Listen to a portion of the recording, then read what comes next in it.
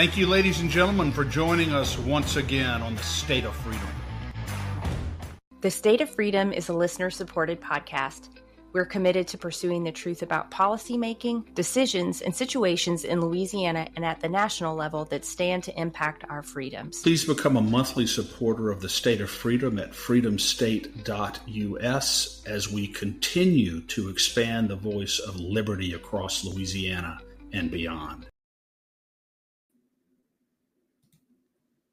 Well, good morning, everybody. Thank you for joining us on the State of Freedom. Danielle Walker and Chris Alexander here, your hosts. We hope that you are having a great day. We hope that you are trying to shake off some of what happened this legislative session. We have not shaken it off, and I'm not sure if we will, because this episode has a lot of fire in it. So yeah, we want to talk about the fact that there are some state politicians with an insatiable hunger and thirst for personal power. We also want to talk about their completely naked ignoring of the Constitution, particularly, you can correct me if I'm wrong, Chris, but Article 1, Section 1's free speech clause. Pretty primary there. So we got a lot of vim and vigor this morning, but we are so pleased that you're joining us. If you are catching this later, please know that you can catch us live every Tuesday and Thursday at 10 a.m. Central on Rumble, YouTube, X, and Facebook. And you can catch us anytime, anywhere on pretty much every major platform, audio or video. So if you're having a hard time finding us or finding us on your favorite platform, you can go to freedomstate.us and see that we are on a ton of platforms, and I have the links all put up there for you. So hope you'll check that out. Follow us on more than one. Before we get into the real juice of the day, let me read the scripture of the day. It is Colossians chapter 2, and it is verses 8 through 10. And it says, all right, beware that no one distracts you or intimidates you in their attempt to lead you away from Christ's fullness by pretending to be full of wisdom when they're filled with endless arguments of human logic.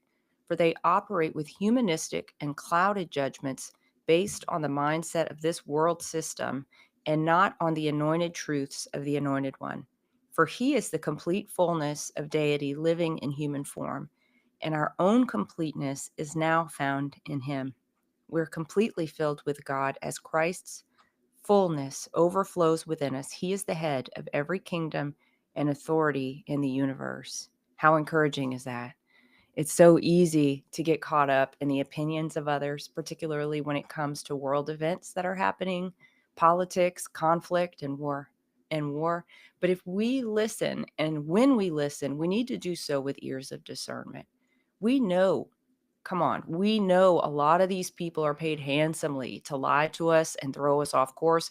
We know a lot of these people just speak without any insight into what's really going on, into either the physical and definitely not the spiritual world. So before we allow ourselves to get drawn reactively, before we allow ourselves to agree with the point of view of a TV or radio personality or a politician or even some amateur analyst, ask Holy Spirit for his insight. He is the source of all truth, and he leads us into all truth. And polar opinions seem to be making their mark right now. A huge world conflict is one of those flashpoints for polarizing viewpoints right now. And the choice between two sides is often a false one. You don't have to choose one side or the other. Choose the side of the Lord. Listen to his voice. You'll find it's the only one that won't stress you out. He's the God of peace, and we have access to his mind, his perspective, and his thoughts if he lives in us. So be encouraged. Don't let the TV stress you out, and don't let TV personalities or radio personalities tell you what to think. Mm-hmm. We have to make time for him, Danielle, Yeah. to get what you just said. We have to make time for him. And that means being alone with the Lord. It's very difficult to do that. Was it Blaise Pascal who said, Danielle, that it never ceases to amaze me the inability of most men and women to be able to sit alone in a room completely by themselves. Yeah. It's very, very difficult for most people to do that because we're so dependent upon being connected. But the only way we can get the fruits that you're talking about and be able to discern the will of God in the morass of chaos and dysfunction that we seem to see around us everywhere is by taking that time alone with God. The Spirit speaks silently and gently. The Spirit does not beat us over the head. Yeah. Well said. Well said. Well, we have, there may be some individuals or some bills that we would like to see hit over the, hit over the head. Well, there you go. Well, yeah, yeah, I'll be honest with you. You were mentioning something about a bat on the last show, Danielle, not in this context, but that's what came to my mind when you said bat. So, no, we will refrain from any kind of corporal punishment. The legislators can rest assured of that.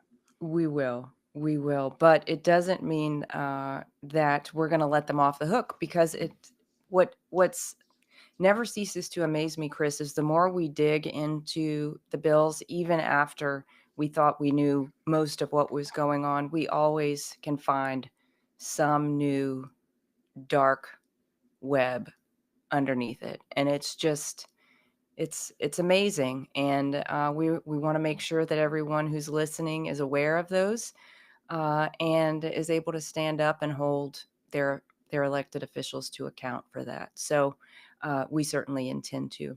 Chris, maybe here at the top, just a reminder that in Louisiana, the governor has 10 days to sign or veto a bill after it's delivered to him if the legislature is still in session. And then after the legislature is out of session, the governor has 20 days to act. If the governor fails to sign or veto the bill within 20 days of having received the bill, it becomes law automatically. Correct. So we're kind of still in that window, and there is still some haziness, which I know surprises none of our listeners, as to when the governor receives a bill, because it's very clear when the legislature sends it to him. It is very unclear as to when he actually takes receipt of that, and that is not made public, which is insanely frustrating. And we've talked about that a couple of years ago. Exactly. I think Representative Amade was on the Yeah. show, Danielle, and we talked about that little gray area there. So look, the bottom line is he's either going to sign, veto, or let him sit and become law. He can Yeah. only do those three things, and he can't wait forever to do it. That's right. That's right. So let's get started. There are a number of bills that touch on free speech, elections, and the increase in the Secretary of State's power. So we will get into those now. The first one, y'all have heard us talk about quite a bit, House Bill 206. This was by Representative Michael Mellerin, and it was an attempt at a workaround of the law that would have allowed Cleo Fields to keep his congressional seat regardless of what the Supreme Court rules on the gerrymandered district. Would have done some other nasty things as well. But Chris, honesty prevailed on that one. Yeah, very, very much so. Very relieved about that, and it was the direct result of just a lot of citizen pushback Yeah. on it. It got through, the House Committee, Governmental Affairs, Senate Governmental House floor, Senate Governmental Affairs, and then over on the Senate floor, we were able to get an amendment put on that bill by Representative Seabaugh that specifically prohibits any consent agreements that will be allowed under HB 206 from being used to advance any redistricting plan or any kind of reapportionment. And that was the big concern that we had. Yeah. So very, very thankful. And also in the bill, on the amendment, it was amended in the Senate to require the method by which these consent agreements are ratified by the legislature to be done in the same way that they would do it if they were passing a bill. So it can't be done remotely, can't be done in a streamlined way. So HB 206 will not serve Cleo Fields' purpose in trying to give him a new congressional district once the United States Supreme Court vacates his current district, because it's a classic racial gerrymander, as Paul Hurd pointed out very Yep. clearly on our show. There's no question about that. So hopefully, Danielle, we will have something from the Supreme Court within the next week or two. It was projected to come out down late June. Here we And are. here we are, indeed. And I think it bears mentioning, Chris, there was a little bit of opposition in the House before the amendment. So that was good to see. I'll just name the people who voted against this bill in its original form, because that's worth noting. And that's Beryl Amade, Robbie Carter, Wilford Carter, Kathy Edmonston, Gabe Ferment, Jacob Landry, Danny McCormick, Rodney Shammerhorn, and Lauren Ventrella. And then over on the Senate, after the amendment by Senator Seabaugh, only Democrats voted against it. Yeah. Yeah. So unanimous, I don't care about the bill one way or the other, except insofar as what it would have done if it had not been amended. Yeah. But nonetheless, and so for that reason, I'm so glad you mentioned the names of the representatives who voted against it prior to its amendment. Yeah. They understood what was going on, They did. those Republicans. And if they didn't understand exactly what was going on, they did smell the fish just like we did. Yeah. And Danielle, even before, quite frankly, the Cleo Fields issue came up on our radar screen, we just thought it was just a bad idea to do that, to be able to ratify unlawful election agreements, consent agreements through a streamlined process in the legislature. But again, I mean, the bottom line is what we wanted to include in it to make sure that it wasn't used in the way we thought it was going to be used got in there, and very thankful for that. And again, it was because of a lot of pushback from grassroots citizens and advocates on that bill. So That's hats right. off to all of the Louisiana grassroots advocates who did that call to action, who called the reps and the senators. It's all about you. And Yeah. when you make demands, if we do it in sufficient numbers and we do it relentlessly, we're going to get what we need. That's right. That's right.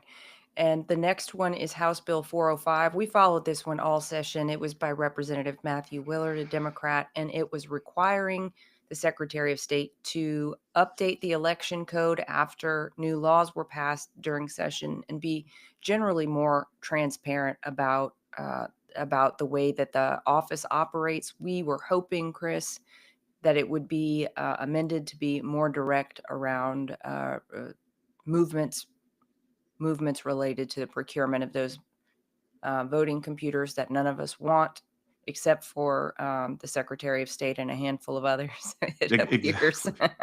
Maybe the Dominion reps. Exactly. So yeah, I mean, it's a good bill insofar as it goes. It just requires the Secretary of State to post on our website any changes to the election code, the actual text of the new law, the digest of the new law, when it becomes effective, things like that. Very important. And as you said, Danielle, we requested an amendment be put on there that would have increased her transparency with regard to the procurement process of this new voting system that she wants, because people really don't know what's going on when it comes to that process. I will say that there have been a lot of hell. There's been a lot of hell raised in different ways in different committees this session about the lack of transparency in the procurement process. So my understanding is that there are some additional things up on the website, and she made the commitment. Remember, Danielle, that she committed on the record that this would be absolutely transparent. There would be additional hearings before the committees, and the public would have a right to be present anytime a new voting system or proposed system is tested or certified. She made that proclamation in the committees on record. So whether or not she has it up on her web, she has to be transparent. And if she's not, we're gonna call her out. I wish we could have gotten an amendment requiring it. But we certainly did everything that we could do to make sure that people know what's going on in this process. We're talking about $150 million of our money. The least that she can do is make sure that the public knows what's going on. Yeah. Well, I know she said it on the record that she's going to be transparent, but nothing that she has done so far lends me to believe that she will. So We'll see. Maybe she's happy to be transparent whenever she got everything she wanted and she can just move forward at record speed. Yeah. Well, look, yeah, absolutely. We'll see. We'll see what she does. But if she can put up, on her on X and on Facebook, notices of judicial vacancies and deadlines to run for office, she can certainly do the same thing and have the same transparency when it comes to securing the most fundamental right we have, which is how we are going to be voting. Yeah. That to me seems not like an unreasonable demand. Well, I'm sure our view and her view of reasonable is very different. All right. Next, 100%. next is House Bill 577 by Rep. Daryl Desatel. This is the next one that gave Secretary of State Landry basically all she wanted with regard to procuring the machines. Do you want to break this down for us, Chris? Sure. Just very briefly, this is the bill that converts the competitive open bidding process, procurement process for the voting systems. It converts it to what's called an invitation to negotiate, which significantly increases her power and her flexibility with regard to what vendor or vendors she negotiates with. So she basically has the authority under this bill to negotiate with one vendor of her choosing, and go through the procurement process with that one vendor and not go through a competitive bid process. But this was the bill, Danielle, where she made such significant concessions in the Senate Governmental Affairs Committee in response to Senator Miguez's questions. And Yeah. again, we've clipped a lot of those statements that she's made. And so, the bill passed, but we have committed that we opposed it. But she's made, again, very significant commitments, including not using foreign parts for any voting system, not using any manufacturer that's based in another country, a foreign country. And so, if she lies about that and goes forward, it won't, it will be a direct violation of what she said on the record in committee. And we are absolutely going to hold her accountable to that. Yeah. Well, it's going to be a difficult needle to thread, and I'll also say that Louisiana politicians haven't had a hard time lying to the people's faces directly ever So, before. so it wouldn't be the first time. But Right. I think it's really notable that this passed the House unanimously, and that is very concerning to me.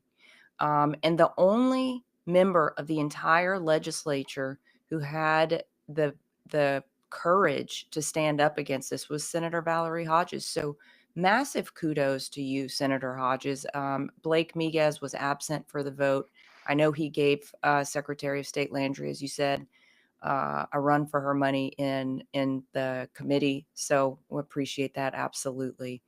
But Very much so. And Danielle, again, I'm not sure that the reps and the senators, I don't really know that they understood what the bill does. And I think many of them trust her. Even the ones who did know what the bill does, they trust Yeah. her. We don't really trust her, and we have good reason not to trust her. So we don't want to give her more power.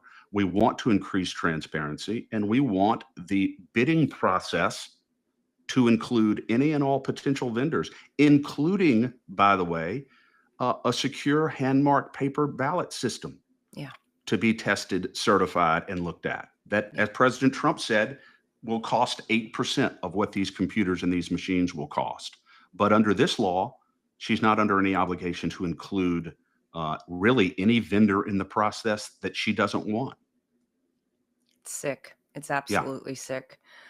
The next bill is one that we have referenced this session, but we haven't talked about. We never really dug into it until today, and that's House Bill 693 by Representative Mark Wright.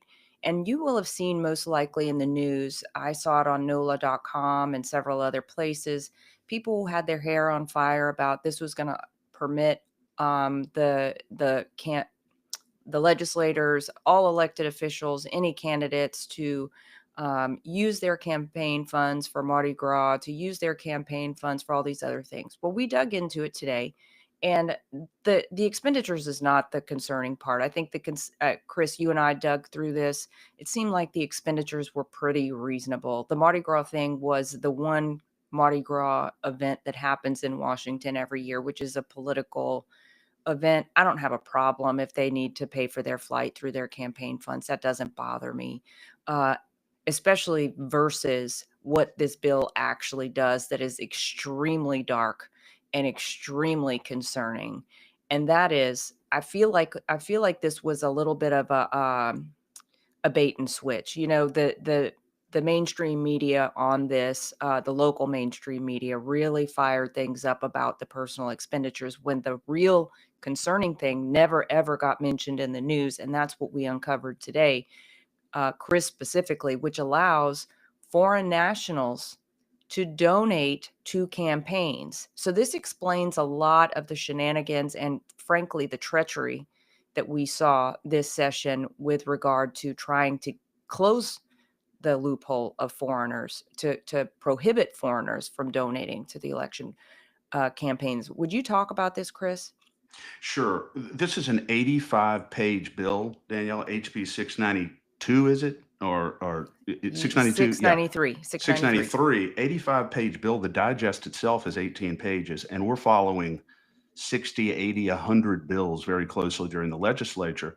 And I skimmed through this during the session when it came out. And by and large, as you said, I don't think it's a bad bill. It's not a dangerous bill, except for one provision that is tucked down in it, which provides that foreign nationals, well, first of all, the bill prohibits foreign nationals from being able to donate to Louisiana campaigns, Louisiana ballot propositions, anything like that. They simply cannot do it. But excluded from the definition of foreign national is an individual who lives in another country and is a citizen of that country and is not connected in any way to the government of that country or to a political party in that country, and is not a citizen of a country that's a sworn foreign adversary. Okay, so with those exceptions, a foreign individual, foreign citizen, has the same rights to donate to Louisiana campaigns as you and I have, because this law says that in order to be a foreign national, you have to be living in America, living in the United States, and you have to have been denied or you don't have permanent legal resident status in the United States. Or else, but if you don't live here, if you live in another country, you can do whatever you want to do if you're just an individual donating. You know why this is bad?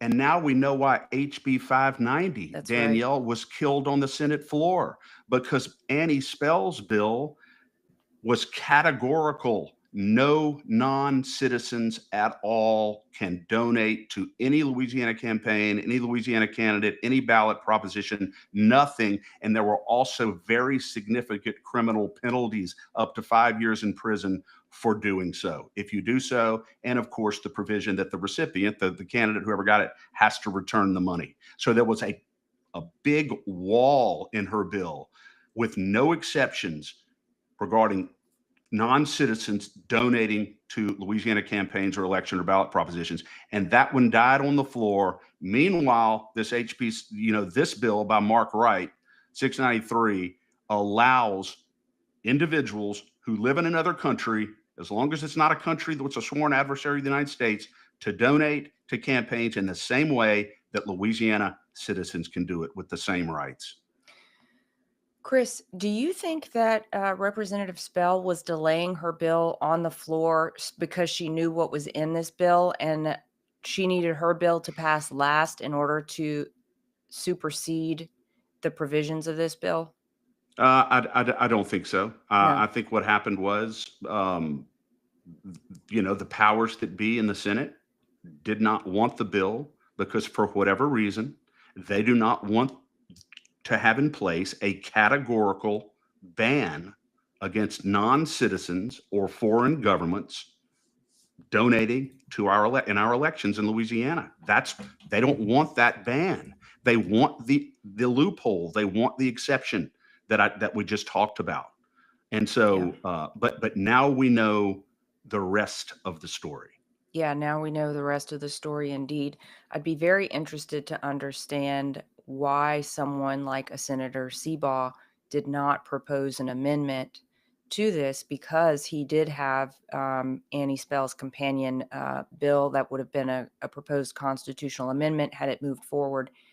But it doesn't seem that any amendments to close this loophole were well, they certainly weren't accepted. If they were discussed or offered, they didn't make it through. Exactly. So again, Daniel, we can't emphasize this enough. A foreigner who lives in the United States and has not been granted permanent legal status in the United States, but is not a citizen, cannot donate individually to any campaign or anything else. But if they don't live here, live in another country, citizen of another country, and they're donating individually their own money, they're not part of a PAC or a political, and they don't work for the government of that country, they have the same rights we have, unless they live in a country that's a sworn adversary of the United States. And if you are a permanent legal resident, you also have the right to donate. If you're a permanent legal resident here and you live here, obviously, then you have the same rights. So the bottom line is the glaring loophole, much more concerning than someone who's here permanently and has the legal right to be here permanently donating to a campaign. I find that more palatable than someone who doesn't even live here, and is able to donate to Louisiana campaigns and Louisiana candidates. I don't think that should be legal. No, it shouldn't be legal. It disenfranchises our voice, right? Because our freedom of speech is tied to our ability to spend money. And if we spend money donated and we're donating it to one candidate and the other candidate is taking in 10x that from Portugal, then, and they are able to win, then our free speech was infringed. That's how I view it. 100%. Why should someone who doesn't live here, not a citizen of Louisiana, not a citizen of the United States, not subject to our laws, will not be living under the consequences or the results of whatever candidate wins the race or whatever ballot proposition passes or fails, has no bearing on them whatsoever. Why should they be able to have that kind of influence over our process? It doesn't, I couldn't agree with you more. I think it's wrong. I think it's unjust. And I think it's probably unconstitutional because it does dilute our voice in the democratic process, which is a core constitutional right we have. This is a government of, by, and for the people of the United States, not of, by, and for foreign donors who happen to have a lot of money. Yeah, exactly. And this is even more concerning in light of John Solomon's recent expose that the Chinese were inserting mail-in ballots and having their lawful students who were here legally, Chinese citizens who were here legally, were voting in using these mail-in ballots that were illegally harvested for other people. They were voting for Joe Biden in the 2020 election. So we know that foreign interference happened in the 2020 election. There's no doubt about it. And if we think that they can circumvent rules related that specifically to voting in our election, what makes us think that they're not flooding the coffers of these legislators and others, other elected officials, with their cash? They have every incentive to do so. And here's a big green flag that says, come pour your foreign money into our state so that we can do your bidding instead of the will of the people that we are meant to serve. That's a huge problem. It's a huge problem, and that is exactly why HB 590 was so important, Danielle. Yeah. Because it would have prohibited exactly what you just said, and we're not letting this die. HB 590 died on the Senate floor because of Cameron Henry and maybe because of Jeff Landry. I mean, so, well, if Jeff Landry had said, I want this bill passed and I want this on my desk to sign it, which he should have done, it'd be on his desk right now, Yeah. probably already signed. All it needed was a Senate vote. It had already gone through the House and the Senate committee. And so this is the most important bill that failed, and the most alarming to me, Yeah. especially now that we know what was tucked into HB 693. Yeah. And like you said, Chris, this is an 85-page bill. It's difficult for these legislators under the stress of session to understand every single clause of the bill. We probably dug into it for 45 minutes to an hour, specifically looking for something, because we had a hunch. So if you don't have any reason to believe that there's something sinister in there, you can understand that this is just a campaign finance reform bill. Most of it looks pretty innocuous on its face, but when you dig down into it, this is buried in there. So I have a hard time coming down too hard on some of these people because of the size of the bill, but I will. I do want to mention the people who voted against it in the Senate, because they had the longest time to read the bill, and they deserve credit for voting against that. And they are Robert Alain, Adam Bass, Patrick Connick, Royce Duplessis, Valerie Hodges, and Thomas Presley. So a big applause to you six. And then also it's noteworthy Joseph Bowie and Blake Miguez were absent for that vote. Yeah, good, And good for those. Good for those Republicans. yeah, and I will also say that I think some of this stuff must have started coming to light after the debate in the Senate, because it was a very mixed bag vote on the House to concur. So the vote to pass it the first time was much higher. It was, let me see, 77-6. It passed in the House initially, and then the vote to concur was a lot closer, 56-40. So people caught wind of what was going on and were not necessarily on board with it by the end of things, but it still made it through. And I believe we should be asking and demanding that Governor Landry veto it, even though there's a lot of good provisions in there.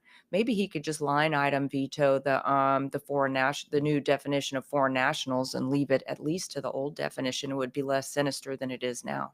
I know he can line item appropriations bills, and I assume he could line item that provision out of this, because again, that's the only troubling provision of the bill, and it's very troubling. It Yeah. really is. It's almost like a deliberate loophole that you can literally drive a Mack truck through.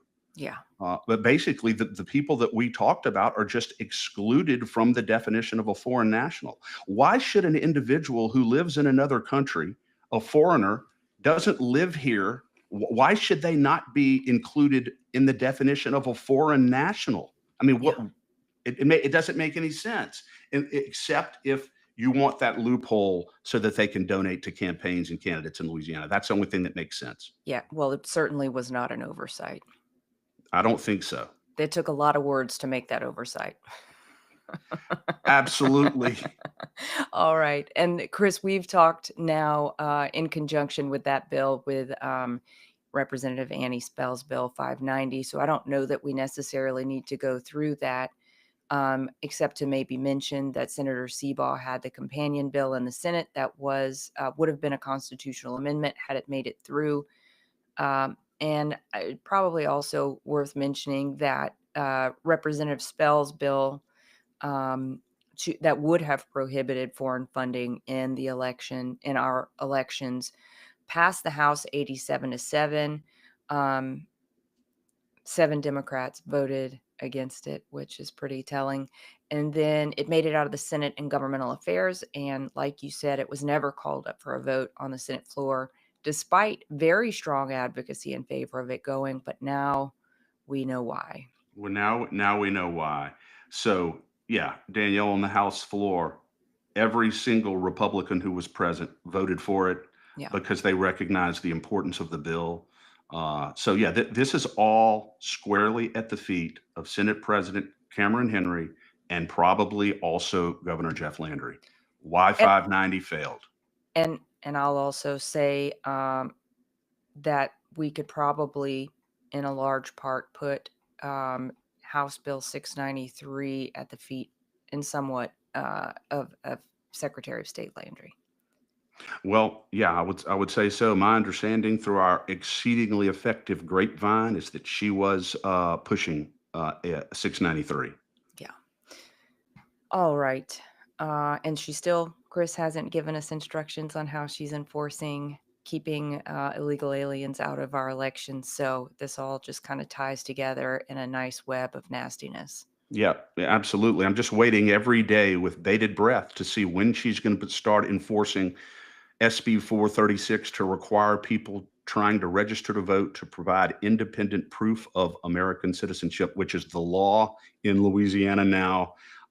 And so we live in a state right now, at least in this respect, where the executive branch member, the Secretary of State, who is responsible for enforcing a very important provision of current law, is not enforcing it and apparently not being held in any way accountable for not enforcing it. Yeah.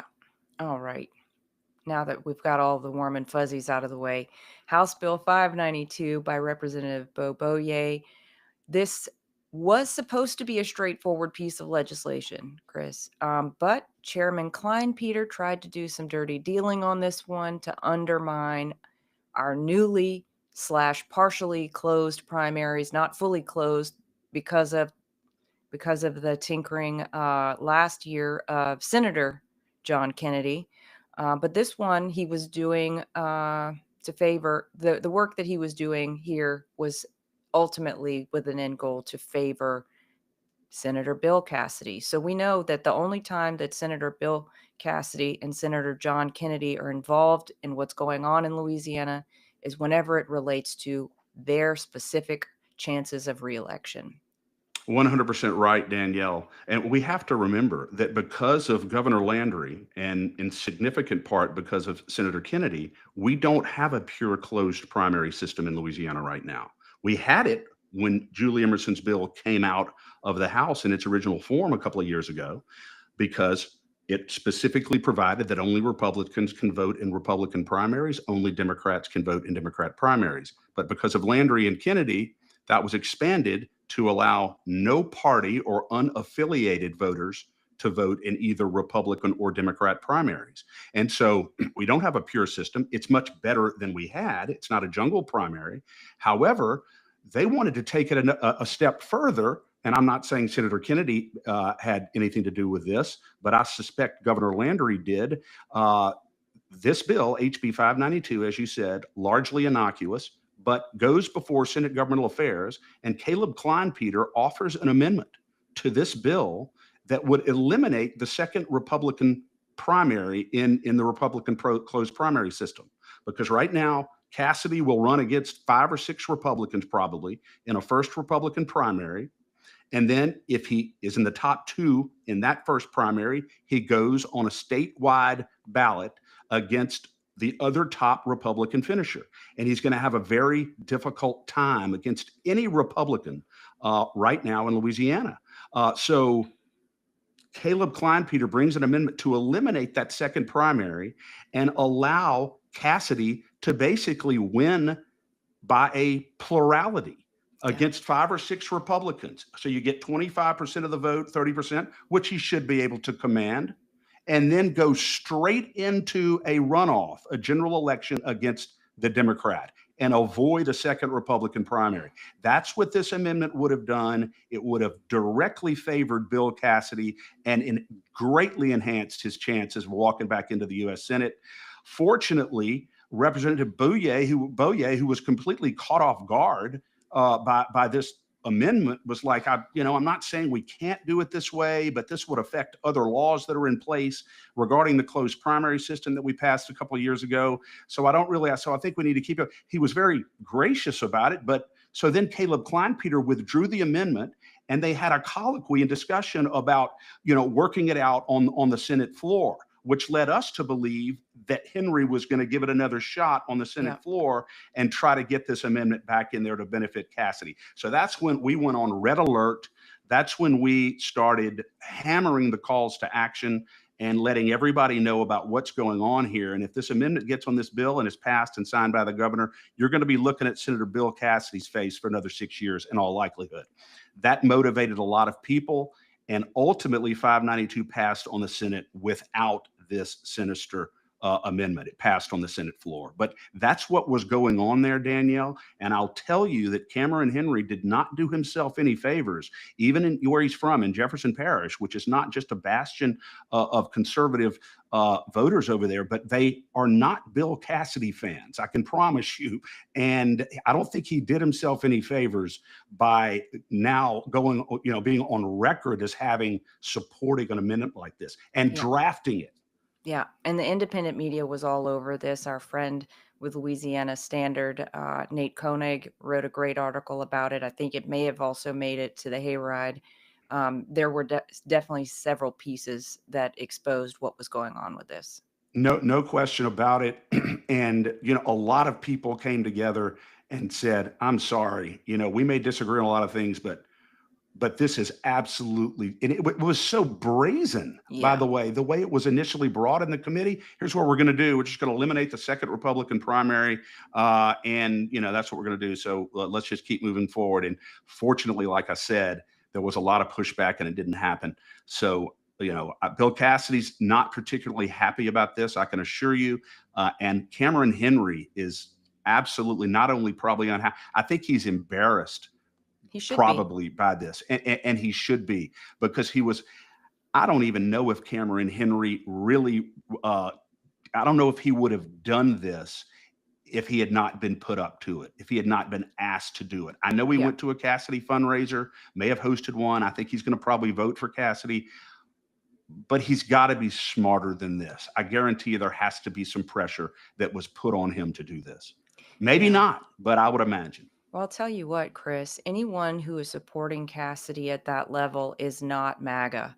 And that's just a fact.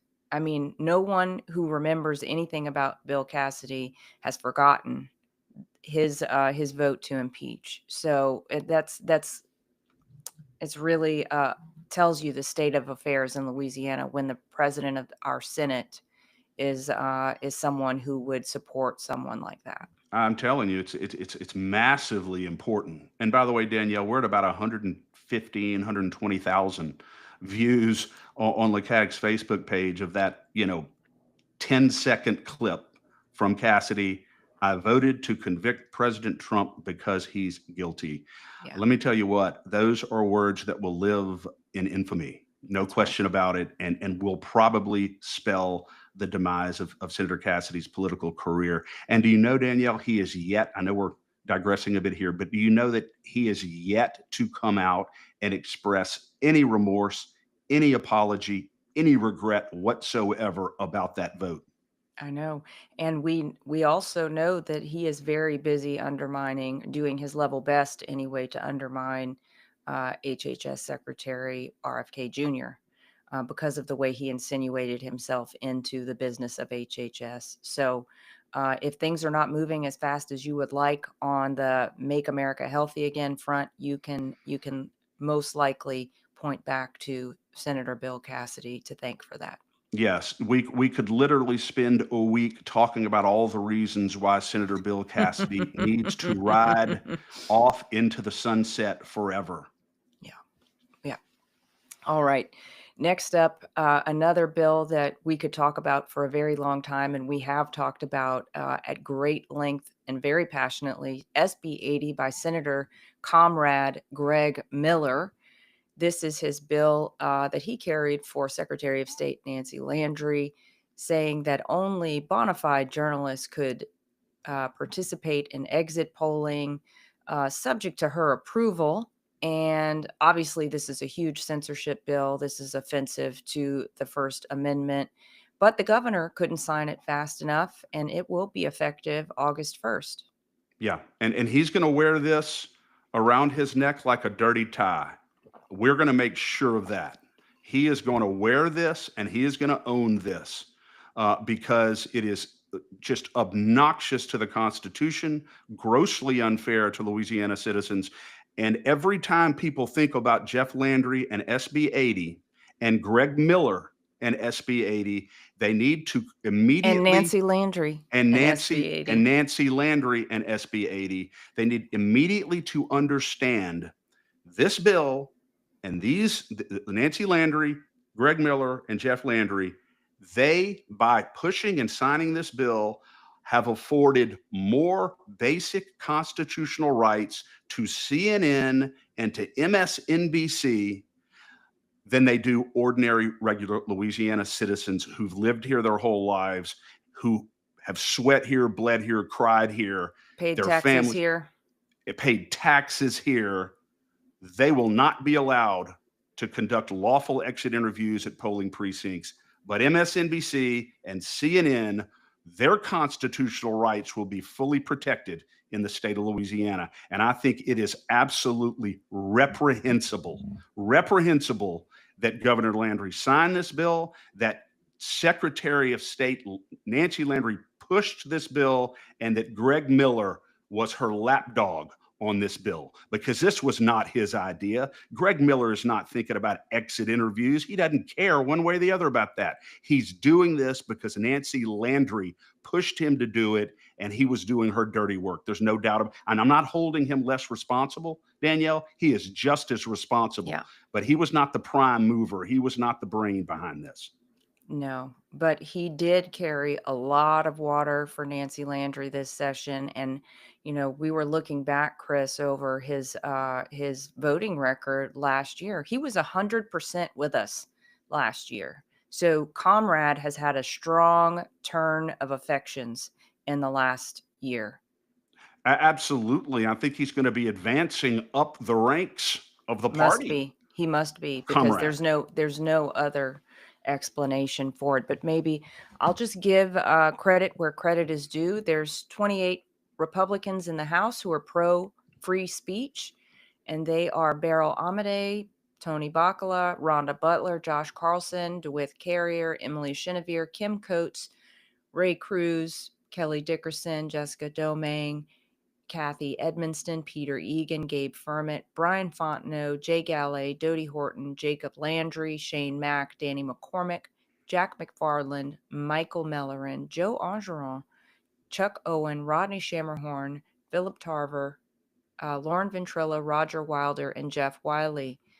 And some of those are not typically ones we'll find on the right side of the fence. So they deserve credit for voting against this. Absolutely. And there were 5 free speech senators in the on the other chamber, and they were Rick Edmonds, Mike Facey, Valerie Hodges, Blake Miguez, and Alan Seabaugh. Robert Alam was absent. Good for all of them, Danielle. And we're going to, this bill is going to be weighted significantly when we do our scorecard. Yeah. Because I think that not all bills should have the same weight. Bills of this significance, of this consequence, people who stood up and did the right thing, the bill should be weighted heavily in their favor, even if they may have made some mistakes on some other bills. So we have to consider that when we do our scorecard. Yeah. I just find this so alarming, so disturbing, and there has been no public statement whatsoever by either the Attorney General, Liz Muriel, either by the Governor, Landry, Miller, nothing defending this. No. And so because there is no defense. There's no defense of it.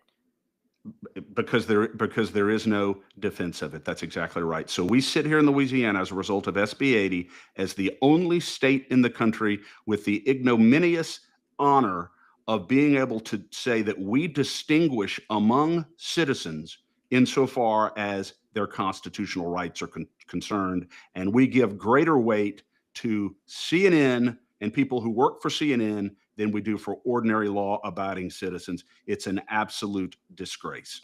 Yeah, and if you want to add to that, we can also mention that this legislature has also given additional weight to foreign nationals versus citizens.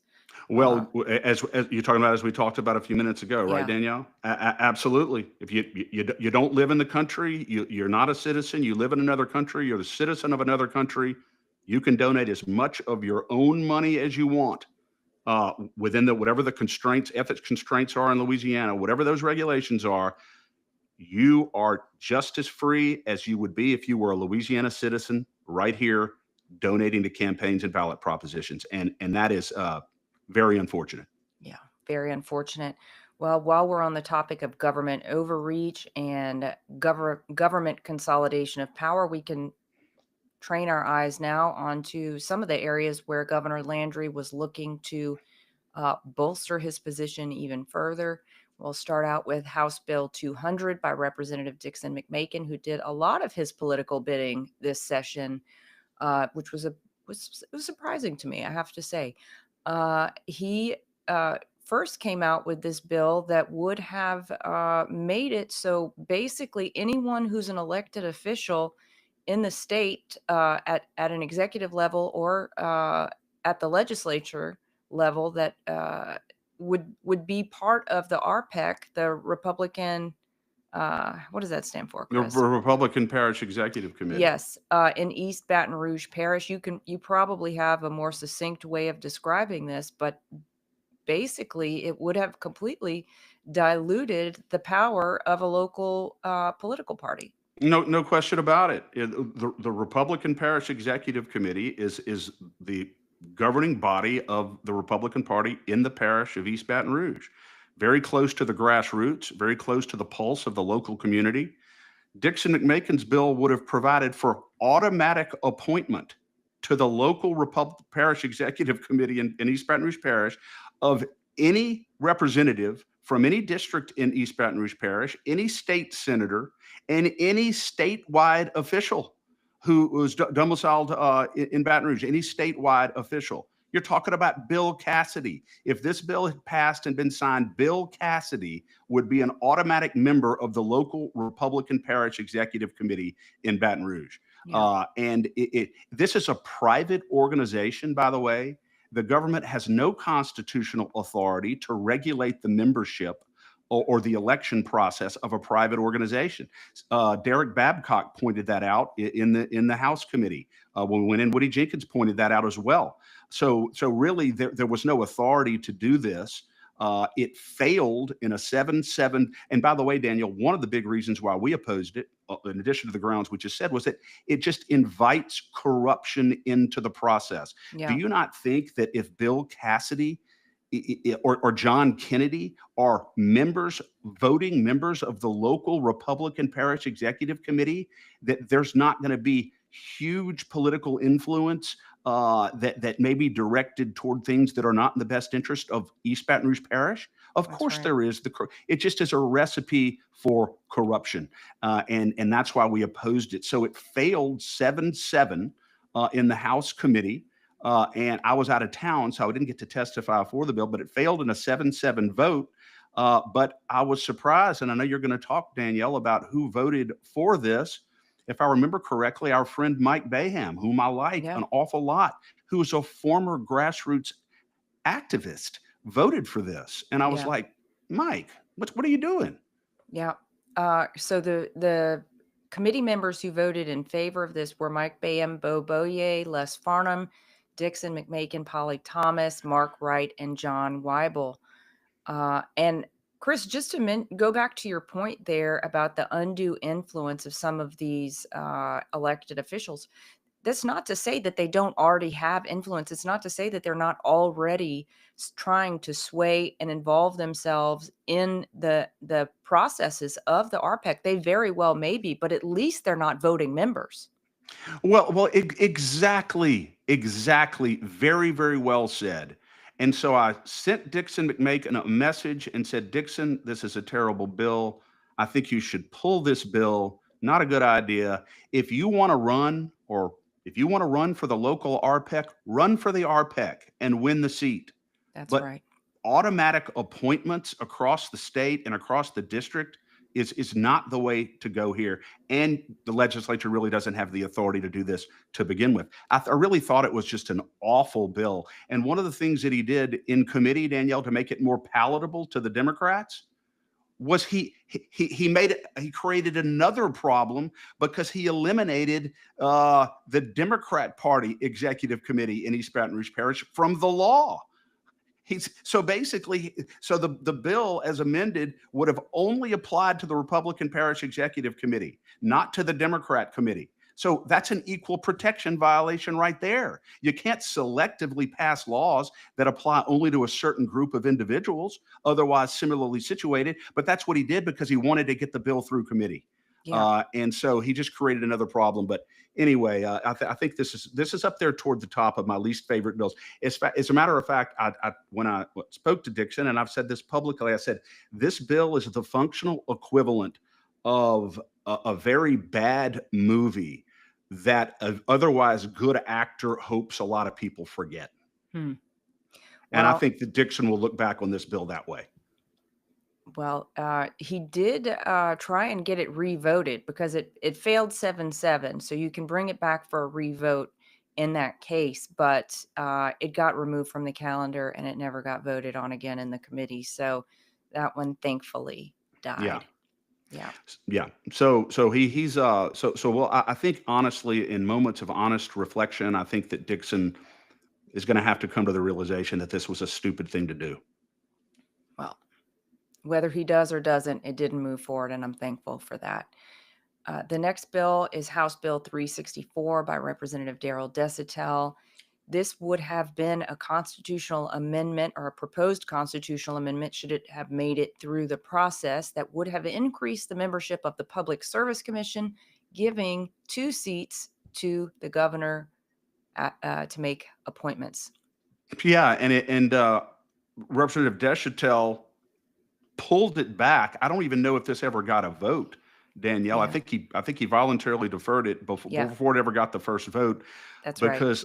Because I believe that he understood that there is no possible way that the likelihood of this getting even through the House to be voted on, to put it on a statewide ballot, I think would have been hard in light of the current political climate Yeah. and the unpopularity of our governor. But even if it had gotten to a statewide ballot for the people, there's no possible way that Louisiana citizens are going to look at a ballot and say, do you approve amending the Constitution to allow 2 additional members to the Louisiana Public Service Commission, both of whom will be appointed by the governor? What percentage of voters do you think would have approved that in light of the current perception of our governor? I would say 15%, maybe 20%, maybe. I think they understood the appetite's not there. But you know why this is revealing, Danielle? It's revealing because it shows where their agenda is, where their motive is, what they're trying to accomplish. This was an effort to increase legislatively and constitutionally the governor's power. And I think the only reason why it was pulled back was because they realized this thing is going to be dead in the water when it goes to the people. And there probably will be major backlash that it's even on a statewide ballot. So I think they recognized this and pulled it back. But yeah. Yeah. What's remarkable to me about this is the public service commissioners are elected by the people. And so someone bringing this bill in this manner shows me that, one, they don't necessarily value the voice of the people, and 2, that they or maybe they value the voice of the people, but less so than the favor of the governor. You know what? That's a great point. That is such a great point. You know, that he is in there on their radar and making sure that they don't offend him or that they don't upset him or do anything to undermine his agenda.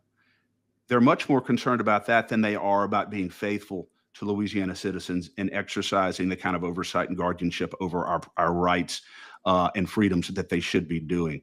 And that has to change, Danielle. There's a fundamental structural problem in our constitutional system in Louisiana.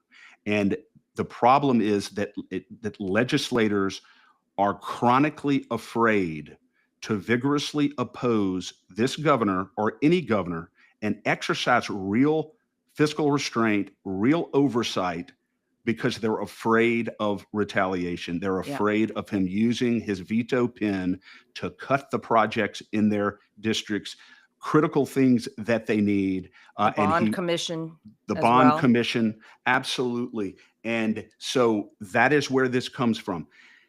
in an ideal world, and quite frankly, it really should be that way. They should be more courageous. They should do the Yeah, right thing, even if it does mean that projects in their district get cut, because that's what they're there to do. that's But they right. shouldn't have to choose between the two. That's And right. that's the problem. And Yeah. so that has to change. And Chuck Owen said, Danielle, that one of the ways to get rid of this is to eliminate the line item veto altogether. I have feelings on both sides about that, but that's clearly a problem when it comes to causing these legislators to be so impotent in Yeah. standing up to the governor. Yeah, it does, and it has created a universe of perverse incentives, right? People have their priorities out of whack because the stick of the governor is so heavy. Absolutely. And Yeah, it cuts both ways. I don't think that any governor should have the power just to overrule constitutionally, legislatively appropriated funds just because he disagrees with a vote on an unrelated matter or an unrelated bill. yeah, I just think that's completely unfair, and it's a big part of the reason why our government is so dysfunctional. yeah. Uh, yeah, I agree with you. I think the veto, the line item veto, in the hands of a person who really wants to right size the budget would be one thing, but someone who is using it for political maneuvering and punishment or otherwise is it's been destructive. Absolutely. If everyone who served in office were men and women of principle, then it would be a wonderful thing. But they're not, and so that therein lies the problem. Yeah. All right. Next up, House Bill 603. This is also by Representative Dixon McMakin. We had kind of mixed feelings on this one. This was a bill that would have made it so that the governor did not have to adhere to any of the recommendations of occupational licensing boards, committees, authorities, any associations when appointing to those occupational licensing boards, committees, and authorities. And on the one hand, we don't believe that those associations are necessarily the best, have the best interest of the people at heart at all times. So, we get it, but also we don't necessarily think that the governor needs unchecked power in every venue either. So I think we could see both arguments, both sides of this argument. I don't know that I'm necessarily holding votes for this against people for that reason, but the fact that something like this would be brought is pretty telling. Yeah, no question about it, Danielle, and I agree with you. You said it so well, 100%, that there's corruption on both sides. Yeah, No matter who's choosing these appointees, there's always going to be political motives behind it. Usually, corruption is walking very closely therein. So, if there's any criticism about this bill, the legislature, if they want to do this, the legislature should have crafted specific objective standards and criteria by which these trade associations choose their nominees, and prohibited them from choosing based on this. And you know that would have probably been the best way to address this, to impose upon them certain very specific constraints with regard to the criteria that they use to choose these nominees to send to the governor. But I don't think putting all of the power in his hands is the right answer. And maybe my view on this is colored a bit by the fact that I have grown so skeptical of his ability to use power wisely and objectively. And I've see him time and time again trying to increase his own power. So maybe if it was a different governor, I might have a different view. But I just as a matter of principle, I oppose, and I think you do, any legislation that would result in a greater concentration of power in the hands of our governor. And that's where we stand on it. Not that the trade associations don't have their own share of corruption, but if they wanted to pass a bill to address this issue, the way I just said it, they should have done it. They should have had specific legislation that directs their criteria.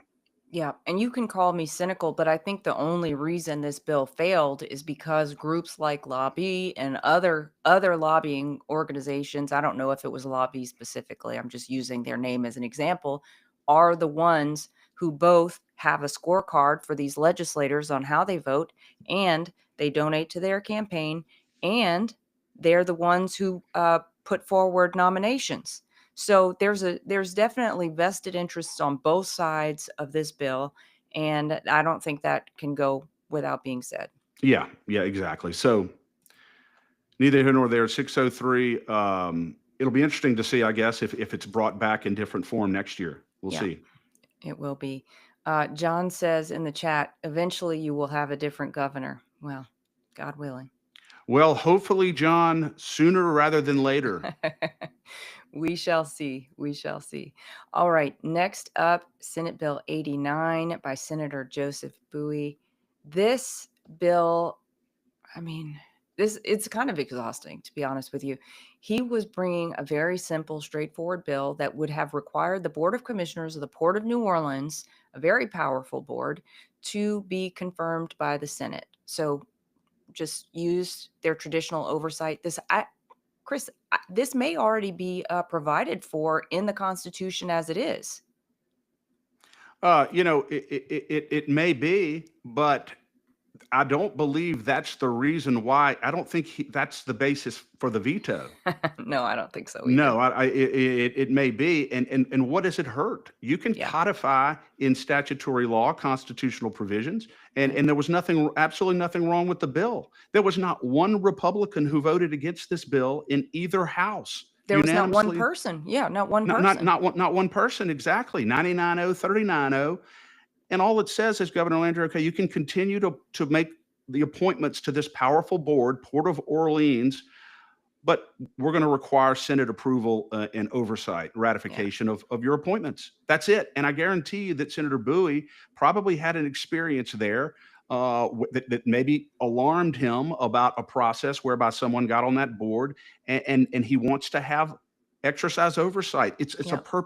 perfectly appropriate legislative function. We've been screaming about legislative oversight every opportunity we get. This would have been a great opportunity for Governor Landry to say, you know what, this is a powerful board. I get it. I understand. The executive does need to be held in check as a matter of constitutional principle. Not that I'm, of course, going to do anything that's motivated only by politics. Not that I'm going to put my own man or woman on there. No.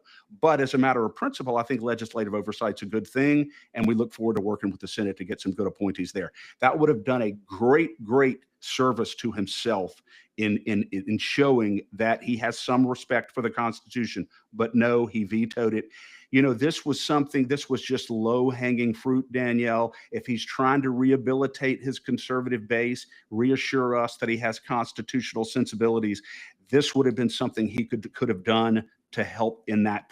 But I guess he's just blind, or he thinks he's completely untouchable. I'm not sure. But if I had been sitting in his shoes, I absolutely would have made it known that I signed this bill because I believe in the balance of powers in Louisiana. Yeah, but it was his first veto. But it was his first veto. Wow. Yeah. Yeah. I mean, it's just just from a purely political calculus. I just think it was a really, really dumb move. Yeah. And John in the chat clarified his previous comment, saying that the next governor might be even worse. So that's always a possibility. I pray that it won't happen. Let's hope not, John. Yeah. All right. Next up, on the continuing theme of consolidation of gubernatorial power, Senate Bill 214 by Senator Royce Duplessis. He was trying to make the Commissioner of Insurance a governor-appointed position instead of a statewide election. This made it out of the Senate and Governmental Affairs Committee, but it never managed to make it to the floor for a vote because of vigorous opposition from the grassroots. Absolutely. We had a very strong call to action on this. Hundreds and hundreds of emails and calls went to the Senate.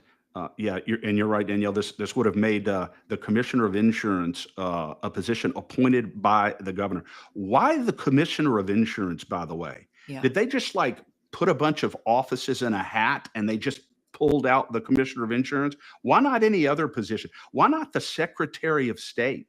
Right. Why the commissioner of insurance? But the point is, we don't believe that any of those positions should be appointed. They should all be subject to statewide vote. And fortunately, 214 died on the vine in the Senate. Never got called, right? Correct. Correct. All right. Well, let's move on to an adjacent topic, I guess, of matters that would involve the Constitution. The first one is House Bill 471 by Representative Cathy Edmonston.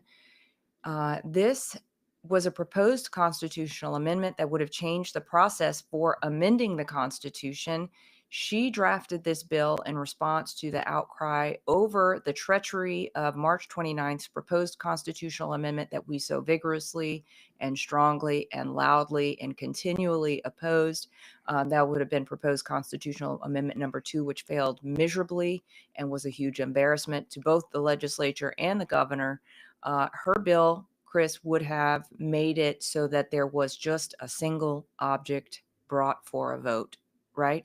Exactly. And you're exactly right, Danielle. This was brought on the heels of the debacle of Constitutional Amendment 2 that failed so miserably. 66% of Louisiana citizens voted against it because nobody knew what it said. Nobody had any clue what was actually in the bill. There were multiple issues on the ballot, most of which were either misleading in terms of what they represented or just downright false.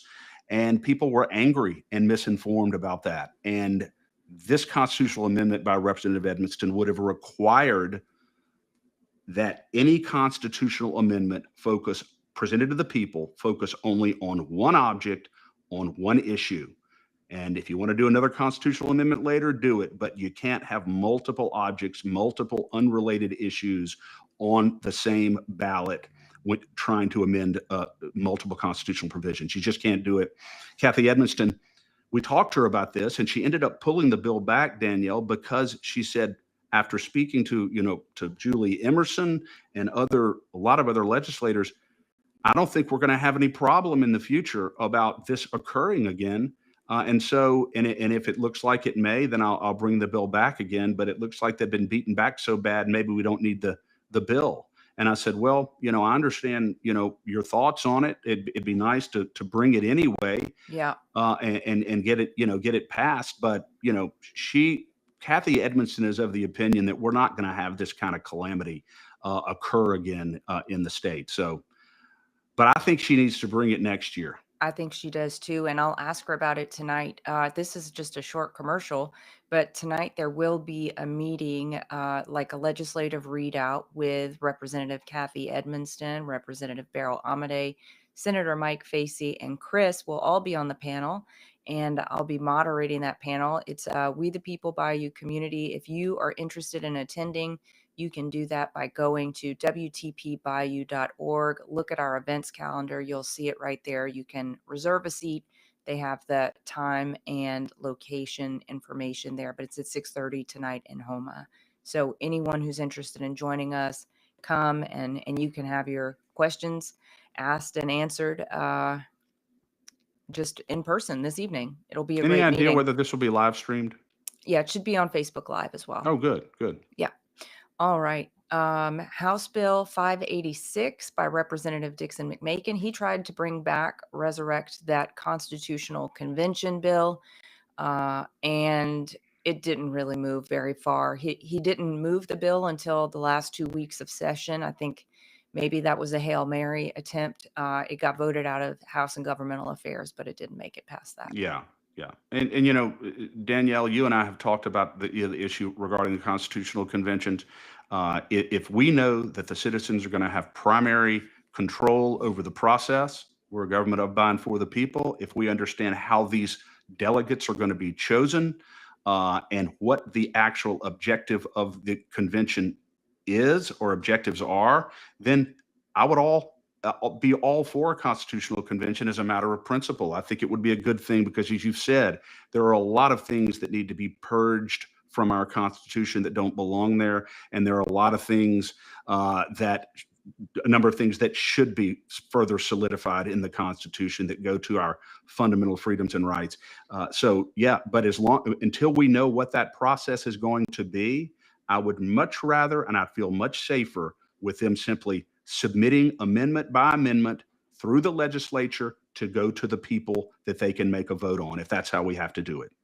Yeah, and I'll go a step further than that, Chris. I agree with you in principle, but I will be extremely opposed, passionately opposed, incessantly and continually opposed to a constitutional convention until I am convinced that our elections are corrected, until our elections are fixed, and we know that the legislators who are there with our best interests at heart, that the delegates who are there have to listen to us, and that the voice of the people at the end of the day, when the new constitution is submitted to the people for a vote, that we can trust the outcome of that vote. If and until that happens, I will oppose a constitutional convention at every single turn. Yeah. Until you're convinced that our electoral process actually results in real accountability when people vote and is a true and accurate reflection of the collective will of a Correct. majority of voters. That's And right. until that occurs and you're convinced of that, then you're going to be opposed to any kind of constitutional convention. Very strongly opposed. I think that's Immovably fair. opposed.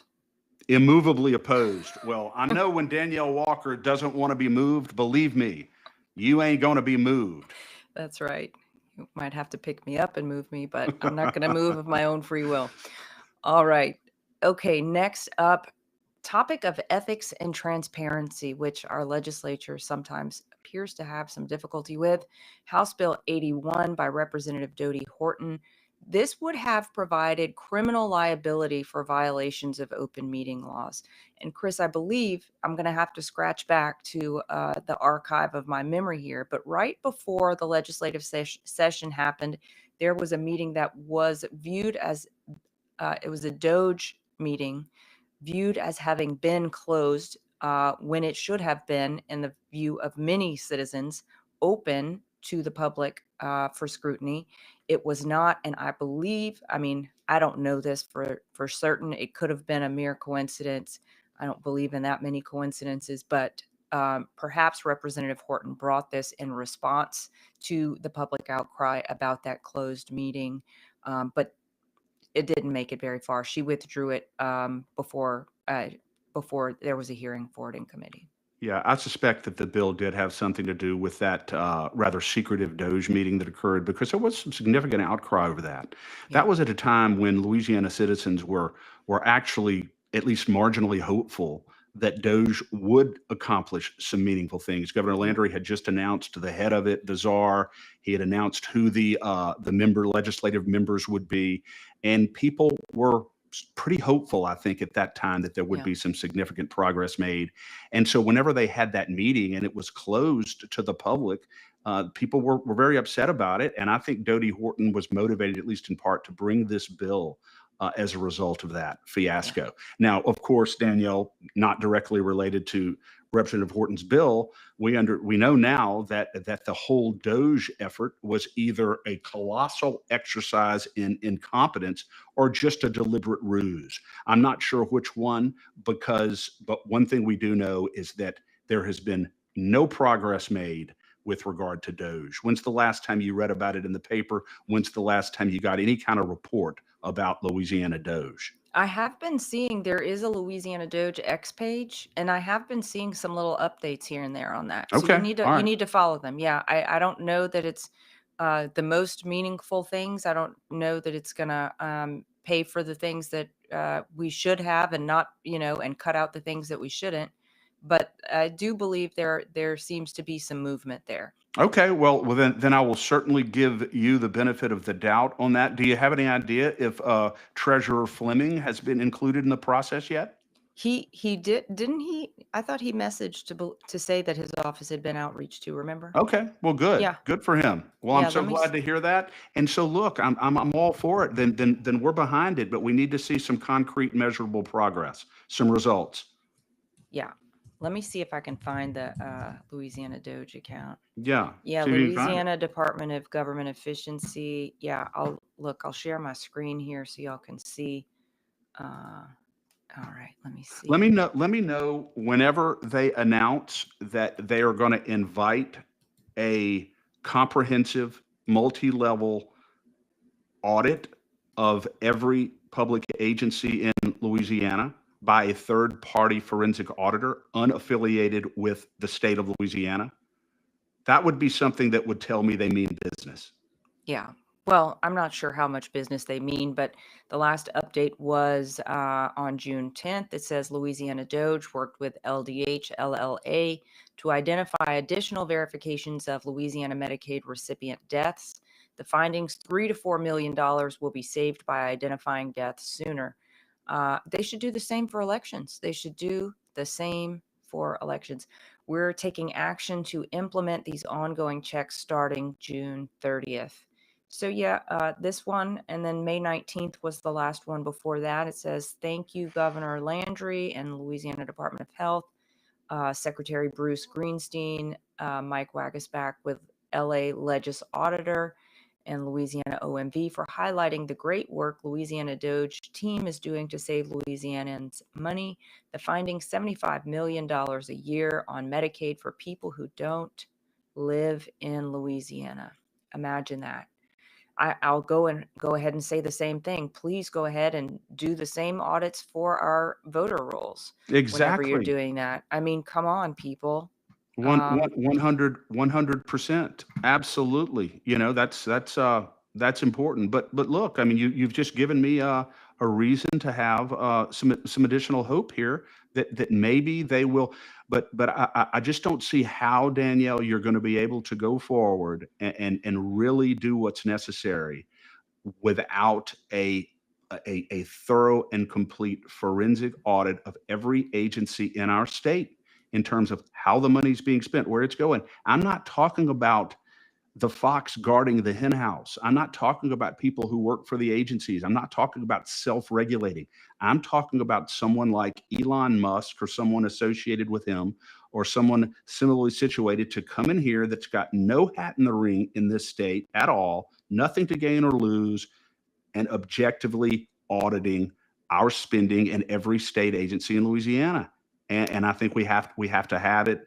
Look what they found on the federal level. You don't think that sort of thing exists here? I guarantee it does. I guarantee it does, and I'm not convinced that a meaningful audit or review of our expenditures is going to happen until our elections are fixed. That's true. That's true. It's like, Danielle, in the back of your mind, it's like you always seem to have the suspicion, more so than me because it doesn't occur to me that often. But in the back of your mind, it seems like somewhere in the back of their minds, they think that the elections are rigged in my favor, and no matter what I do, I'm really not going to ultimately have to be held accountable for it because of the elections and the way they're structured. Maybe is that what you're thinking? I mean, they can't prove me otherwise, you know? And I'm not saying that every elected official wasn't rightfully elected. I'm just saying we can't prove that they were. And the burden of proof is not on me. It's on our government. Well, that's true. Absolutely. 100% true. In fact, there's plenty of evidence to believe that even if the elections were not exploited through the algorithms, through the machine manipulation within the computers and all the rest of it, certainly they're vulnerable to that. That's one thing we can say categorically, that they are vulnerable to it. We can say that categorically, and we can say ultra categorically that our voter rolls are dirtier than the dirt that covers the graves of the people that are voting. Yeah. Well, she testified in committee a year or two ago that admitted that there's 260 or 280,000 people on our voter rolls who don't belong there, and we haven't heard anything of it. Randy Rush thinks that there's 500,000 or 600,000 Yeah. actually on our voter rolls who don't belong there. Where are the updates on removing these people from Louisiana's voter rolls and cleaning the rolls up? Yeah. Where are the Where are they? updates? Well, maybe Representative Willard will bring a bill next year that'll force that issue. We'll see. One can hope. One can hope. All right. Next up on the ethics front, House Bill 160 by Representative Kelly Dickerson. This was a transparency bill. This was a bill that was attempted last year, and you can remind me who it was who brought it last year, Chris. But Chuck Owen. It was Chuck Owen. That's right. Talk a little bit about what this bill would have done and some of the concerns that were ultimately resolved or assuaged, but it still didn't make it. Imagine you're a Louisiana citizen, Danielle. Maybe you're a public official. Maybe you work for the government in Louisiana. Maybe you're just a regular, ordinary Louisiana citizen who has an advocacy group or a political action committee or whatever. And you get an ethics complaint alleging serious allegations against you, a certified mail at your house one day. And you're like, wow, this is something else. It alarms your family. It upsets the equilibrium in your house. It sets you back. You got to go hire a lawyer. It stresses you out. Serious allegations. With one caveat, you never get to find out who's bringing the accusation against you. You never get to find out the identity of the person accusing you. What country do you think you would be in if you didn't know? You certainly wouldn't think that you were sitting in a house that you own in the United States of America, because that's something that is so fundamentally wrong. The reason why right now, when you bring an ethics complaint against somebody with the ethics board, the reason why you don't have to disclose your identity at all as an accuser is because it's a matter of public policy in Louisiana that they don't want the accuser to be deterred from filing legitimate complaints against powerful people because they get retaliated against. They get punished for it. And that was the original reason for making this anonymous. But this bill, HB 160, says, look, there's got to be a better way to do this. So what we're going to do, we're going to make it to where the person who's bringing an accusation has to disclose to an accused who they are so they can defend the charge, so they can let the ethics board know about the credibility of the person bringing the charge, and tell them everything that they may need to know that's relevant to the complainant's credibility. Hugely important. But we're also going to put some very strong whistleblower protections in the bill, very strong, that prohibit someone who is accused from retaliating against a complainant in any way, shape, or form. So that was the balance that was struck by Representative Dickerson in her bill, and it was a good bill that ended up getting into the Senate and died on the Senate floor because it was not called by Cameron Henry.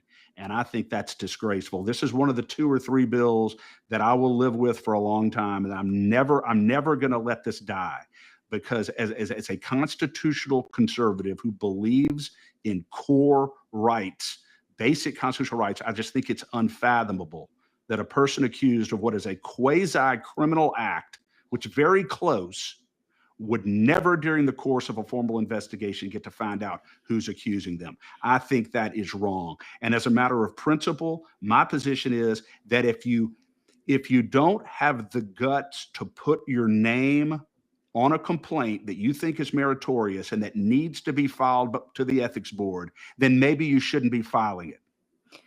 Well, it certainly disrupts the person's life, right? The accused's life, because I can guarantee you the newspaper is going to pick it up. Oh, so and so has an ethics investigation. Of course. That has to disrupt your ability to conduct business, right? So, I mean, these representatives, for instance, are part-time legislators. You know, they can't subsist, most of them, on $26,000 a year. They're not doing this, this. I mean, I'm not going to say they're not doing it for the money, but I'll say that this is the money, the salary is certainly not what's going to cover them for the year. They have to have a job. Many of them have to have jobs if they're not retired or something else. So many of them are business owners. And wouldn't you, if you started hearing that so-and-so may be an unethical person, maybe you would take your business elsewhere. Maybe you don't want to be associated with them. Well, if they can't even defend themselves properly, that's putting them in a pretty defenseless position. Absolutely. There's no question about it. It does. But, and, this bill about Representative Dickerson was born out of her own personal, really a heartbreaking experience that she had, because she had this exact same thing happen to her. And ultimately, she was able to show that it was completely meritless, in part because she was able to provide information to the ethics board about the credibility of this idiot that filed this complaint against her. And Yeah. so it was just so that was the reason why the bill was brought. I want to remind the listeners, Danielle, and I know that, don't get mad at me for doing this, but you're going to say it anyway. But this is yet another reason why I believe Senator Greg Miller has to go. Senator Greg Miller should no longer be serving in the state Senate in Louisiana.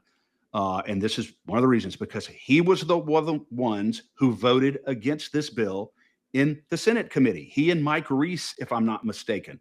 And his whole basis was this will have a chilling effect on people bringing ethics complaints. That was it.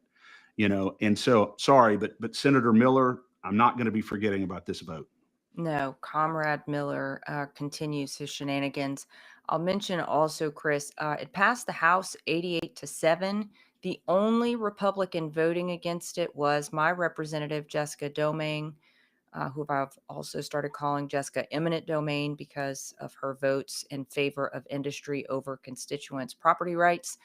Paula Davis, Stephanie Hilferty, Polly Thomas, and Mark Wright were all conveniently absent for this vote. Yeah. But the only no vote was eminent domain. Correct. And she voted against it in committee last year, right, Chris, when you testified in favor of it? Yeah, yeah. And recall that we had an exchange with her, and the reason why she said she was voting against it in committee was because she didn't like me. Is that the kind of statesman that you want serving on a powerful committee in the state legislature, who's going to base her decisions on how she votes on a critical piece of legislation on whether she likes somebody who's advocating for it or not? I mean, that to me, I was like, are you really saying this? Yeah. Yeah. Well, there you go. She hasn't said, by the way, she has not crossed me one single time this session anywhere. And I've been in front of committees she's been on multiple times. So I think she understands that, she's not going to be crossing swords with us. Well, she's going to vote the wrong way, of course. She will vote the wrong way. You can count on that. Okay. House Bill 216 by Representative Stephen Jackson. This bill did have a little bit of contention around it. This was to broadcast and record all meetings of the Board of Ethics. I guess there were some fair objections about privacy for certain matters that would be discussed, but it passed the House 87-13 and the Senate 34-1. Yeah. And I think that the Republicans who voted against it, in fairness to them, Danielle, there's language in the bill that excludes from public broadcasting and public disclosure any matters that are handled in executive session by definition, and investigations before the conclusion about whether to bring formal charges have been reached. Yeah. So both of those things would be exempt from the requirement of broadcasting. I think there were some Republicans who didn't think that went far enough, and they had some privacy concerns. I'm frankly leaning. You and I have supported the bill, leaning in pretty heavily in favor of transparency, particularly in light of the provisions that do make those exceptions. So I think it's a good bill. And by the way, Danielle, Representative Jackson, speaking of bills that were born organically, this was born out of his own experience with the ethics board. Really?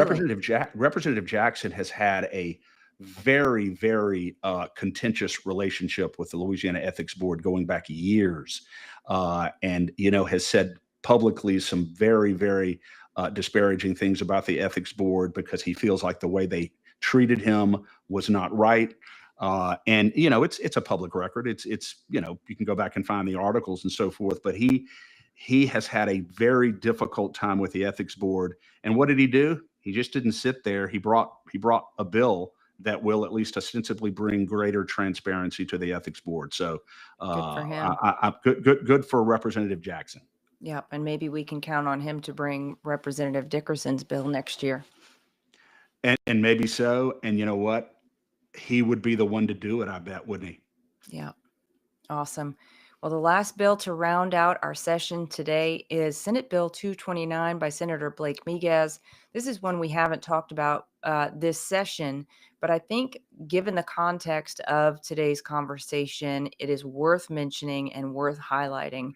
This bill would have provided, it would have been called the Louisiana First Transparency, Investing, and Reporting Act of 2025 had it passed. The bill was going to require registration of foreign agents at the state level, the reporting of gifts, and would have required the Board of Regents to inspect and audit its institutions. It would have prohibited the state or political subdivisions from purchasing, acquiring, leasing, or accepting as a gift or loan any drone or computer hardware from China. This would have gone a long way to protect our state. This would have gone a long way to protect the funds of our state, the integrity of our political officials, the integrity of our elections.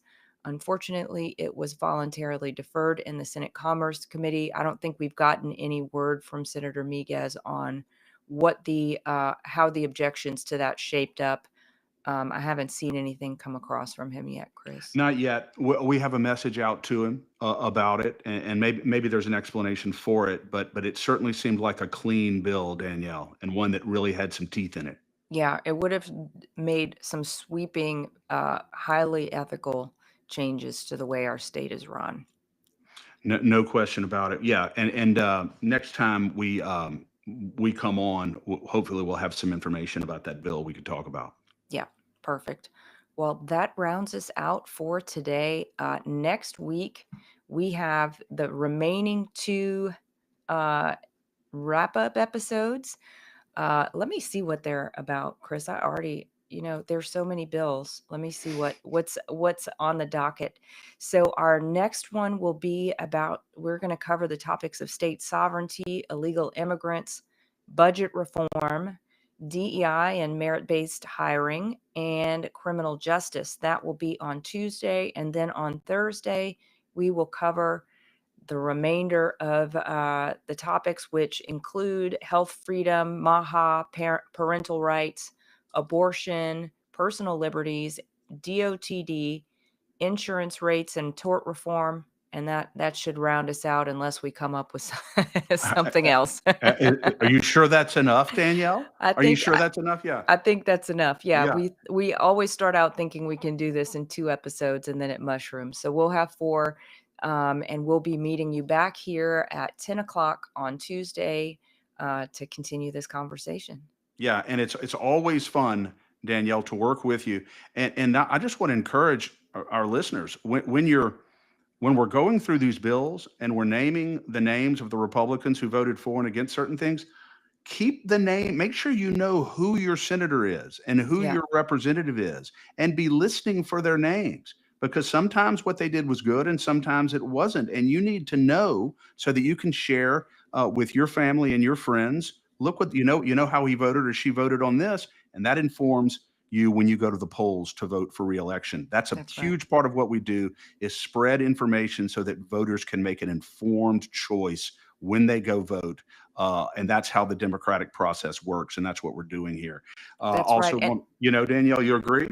Yeah, I agree. And apologies for running over you, but I want to pick up on that and just remind the listeners that if there are any groups in your area that are interested in drilling down a little bit more on how your local representatives or senators voted, reach out to us. We'd be happy to come and talk to you. It's so important to get this information out. This is exactly how Chris and I met, because he came to Houma and was telling how our local representatives, specifically Tanner McGee at that time, how his self-reporting and his voting was very divergent. And Chris, you To brought the say the receipts. least. You brought the receipts on that, and that's how this was all born. So who knows what might come of bringing us to your local organization, but we'd be so happy and honored to come and speak with y'all.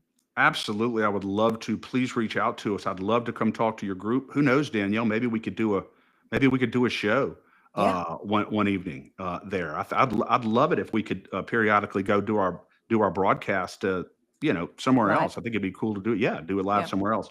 But I also want to encourage people to support, donate to, and subscribe to the State of Freedom. I'm thrilled to death about where we're going and how fast we're getting there. You know, Danielle, I just put it up yesterday. I didn't get to say it. Maybe I did say it last show, but we were in the latest feed spot. We're number 2 now. Really?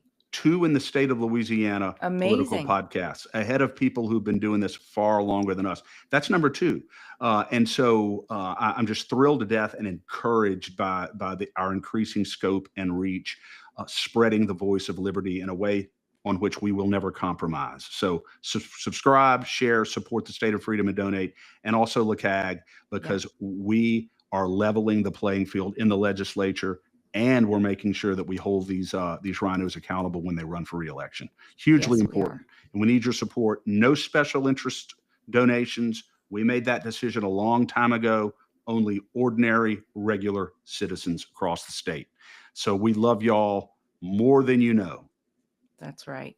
All right. Well, God bless you, Chris. Thank you for all of your work digging into these bills and holding these officials to account in the legislature and out. And we will be talking to you all on Tuesday. God bless.